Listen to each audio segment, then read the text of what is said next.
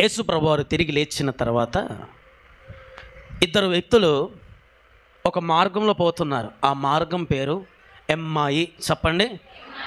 అది మనకు తెలుగు అంత రాదు, కనపడుతుంది. నాకు హెల్ప్ చేయండి ఎవరైనా వచ్చిన వాళ్ళు ఉంటే. ఎమ్మాయి. సరే, దేవునికి స్తోత్రం. ఈ మార్గంలో ఎంతమంది వెళ్తున్నారు? ఇద్దరు రండ్రా. వీళ్ళిద్దరూ ఎక్కడికి వెళ్తున్నారు? వీళ్ళిద్దరితో యేసయ్య కలిశాడు. లేచాడు, ఆయన తిరిగి లేచాడు. ఆయన మధ్యలోకి వెళ్ళిపోయాడు. ఇలాగా ఆయన మధ్యలోకి, ఒరే ఆ ముందు దగ్గర హైట్ ప్రాబ్లం ఉంది, ఇప్పుడు సరిపోయింది. వీళ్ళిద్దరూ నడుచుకుంటూ వెళుతూ మాట్లాడుకుంటున్నారు. వీళ్ళిద్దరు ఏదో మాట్లాడుకుంటున్నారు. యేసు ప్రభు వీళ్ళిద్దరి మధ్యలో కలిశాడు. కలవంగానే యేసయ్య అడిగాడు. వాళ్ళు యేసయ్యని గుర్తుపట్టలా. యేసయ్య అడిగారు వీళ్ళని, ఏం బాబు ఏం మాట్లాడుకుంటున్నారు మీరంటే, వీళ్ళు అన్నారు, అయ్యా ఏం లేదయ్యా, ఒక బోధకుడు ఉన్నాడు, మొన్న అన్యాయంగా సిలువ వేశారయ్యా శుక్రవారం రోజున. మరి ఆయనను చాలా హింస పెట్టారయ్యా, పాపం చాలా మంచోడయ్యా, మంచి కార్యాలు చేశాడయ్యా ఆయన. మరి ఏమైందో తెలీదయ్యా, 3వ రోజున లేచాడని చెప్పుకుంటున్నారయ్యా. వీళ్ళిద్దరు ఏమనుకుంటున్నారు? 3వ రోజున ఏమో పొద్దున్న లేచారని స్త్రీలు పురుషులు ఆయన శిష్యులు అందరూ మాట్లాడుతున్నారయ్యా అని అంటే, ప్రభు యేసయ్య అడుగుతున్నాడు, మీరు చూసారా? యేసయ్య అంటున్నాడు, మీరేమన్నా చూసారంటే మేము చూడలేదయ్యా. అప్పుడు ప్రభు అన్నమాట, అవివేకులారా, లేఖనంలో రాయబడలేదా? మోసే ప్రవచించలేదా? అబ్రహాము చెప్పలేదా? నీతిమంతుడు ఒకడొస్తాడు మరణాన్ని జయిస్తాడని ధర్మశాస్త్రం రాయబడలేదా అని మాట అనగానే అప్పటికి కూడా వీళ్ళకి గుర్తు రాలా యేసయ్యని. అప్పటికి కూడా గుర్తుపట్ల. ఈ లోపల ఇల్లు వచ్చేసింది. రాగానే వీళ్ళు అడిగారు యేసయ్యని, అయ్యా మా దగ్గర రావచ్చు కదా. యేసయ్య అనుకోలేదు, మామూలు వ్యక్తి అనుకొని మా ఇంట్లోకి రావచ్చు కదా, మంచినీళ్ళు ఆగిపోదురు అని. యేసయ్య వెళ్ళాడు.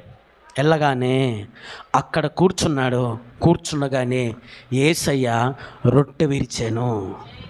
ఏం చేశాడు యేసయ్య? ఏం చేశాడు? రొట్టె ఎప్పుడైతే యేసయ్య విరిచాడో వీళ్ళకి అర్థమైపోయింది, వచ్చింది యేసుక్రీస్తు. వచ్చింది ఎవరు? వీళ్ళిద్దరికి అర్థమైపోయింది. అంతే, పంచిపెట్టాడు యేసయ్య, వెళ్ళిపోయాడు. అంతటితో ఆయన వెళ్ళిపోయాడు. వెళ్ళిపోగానే వీళ్ళిద్దరు మాట్లాడుకుంటున్నారు. ఏమన్నా తెలుసా? ఒరే, ఎప్పుడైతే మనం దారిలో వస్తున్నామో మన మధ్యలోకి యేసు ప్రభు వచ్చాడో మన హృదయములో అగ్ని మండుతుందిరా. నువ్వు గమనించావా అని సామ్యూయేలు ఆనోకుని అడిగితే ఆనోకు అంటున్నాడు, అవునయ్యా నా హృదయంలో కూడా అగ్ని మండింది. ఎప్పుడు మండిందో తెలుసా అగ్ని? యేసు ప్రభువు వారితో రాగానే హృదయములో అగ్ని మండిందంట. ఆమెన్ చెప్తారా? ఏంటి ఆ అగ్ని తెలుసా? పరిశుద్ధాత్ముడు.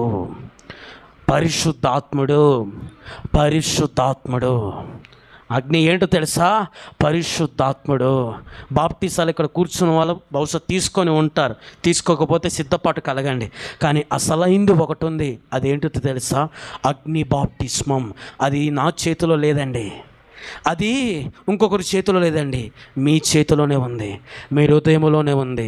మీ మనసు తెరవగలిగితే, మీ పాపాలు ఒప్పుకోగలిగితే, లోకంలో ఉన్నదాన్ని వ్యతిరేకించి అసహించుకొని నా దేవుడే సంరక్షకుడు, నా దేవుడు తప్పితే ఏది లేదని దేవుని కోసం నిలబడి, ప్రభో నీ ఆత్మను, నీ శక్తిని, నీ ప్రభావాన్ని నా మీద కుమ్మరించని నువ్వు అడగగలిగితే ఆ అగ్ని నీ మీద దిగుతుంది. ఆమెన్ చెప్తారా? ఓ మాట చెప్పి నేను ముందుకెళ్ళి ప్రార్థన చేసేస్తాను కదా. మనలో అగ్ని లేకపోతే ప్రార్థన చేయమండి, అగ్ని లేకపోతే సన్నిధికి రామండి. హృదయంలో అగ్ని లేకపోతే అన్యజనుల కోసము మార్చాలి, దేవుని దగ్గర తీసుకెళ్ళ తపన కలగదండి. పరిచర్య చేయాలి తపన కలగదండి. మందిరం నిలబడాలని తపన కలగదండి. మంట ఉంటే తపన కలుగుతుంది. హల్లెలూయా.